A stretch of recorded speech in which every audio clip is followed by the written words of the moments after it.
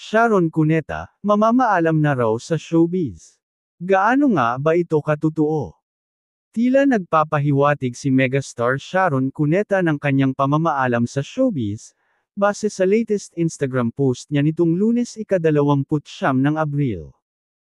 Naging bukas ang megastar na si Sharon Cuneta sa kanyang gagawin, sakaling magpaalam na siya sa maingay na mundo ng showbiz. Sa naturang post kasi ay sinabi ni Sharon na sobrang na-e-enjoy daw niya, ang pribadong buhay sa kasalukuyan. Sa kanyang Instagram page, ibinahagi ng award-winning actress at singer, na ayaw niya ng malaking concert sakaling magretiro siya.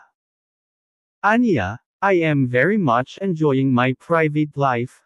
When I leave, I won't need a big concert or any bells and whistles to say goodbye. I will do it quietly, pahayag ni Sharon Cuneta. Dagdag pa ng megastar, I will bring all the love you have given me, for over 4.5 decades, and I will leave you mine. I am so thankful for all you have given me. I love you all very much.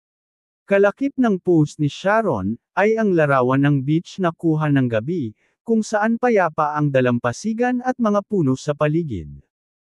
Umani tuloy ng samut-saring reaksyon, pambabash, mula sa kanyang mga taga-subaybay ang naturang post. Narito ang ilan sa kanilang mga komento. Quietly. Talaga. Promise mo yan ha. You have a quiet exit. Ngayon palang pampam ka na kaya? LOL. Announce your leaving quietly by announcing it on Instagram.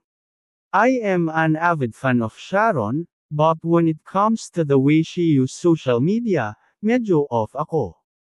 Look at her post now, parang papansin.